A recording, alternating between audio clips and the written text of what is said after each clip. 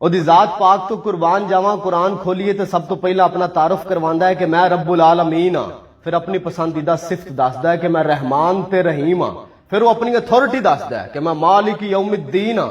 قرآن دی آیات دی ترتیب نو اتنا عام نہ سمجھنا کہ میرا رب اے دسن تو پہلے کہ میں روزے جزا دے دن دا مالک ہاں، وہ اے دسدا ہے کہ میں رحمان تے رحیم ہاں۔ یہ کوئی عام گل نہیں ہے گی۔ قرآن نو کدی دل دی اکھاں نال پڑھو بندے نو رب نال محبت ہو جاندی ہے۔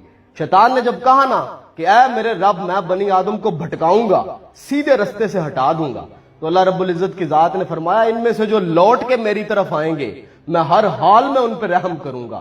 کل یا عبادی الذین اسرفوا علی انفسہم لا تقنطوا من رحمت اللہ۔ اور تم لوگوں سے گناہ ہوں گے، غلطیاں ہوں گے، پر میری رحمت سے مایوس نہ ہونا، تم لوٹ آنا، تم لوٹ آؤ گے تو میں لوٹ آؤں گا۔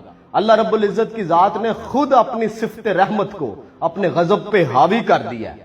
ایک شخص نبی پاک صلی اللہ علیہ وآلہ وسلم کی خدمت اقدس میں حاضر ہوا اور پوچھتا ہے یا رسول اللہ قیامت والے دن حساب کون لے گا؟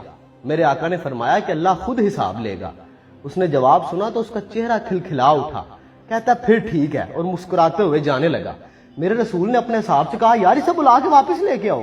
جب وہ واپس آیا آپ نے پوچھا کہ یار اس میں اتنا مسکرانے اور خوش ہونے والی کون سی بات ہے؟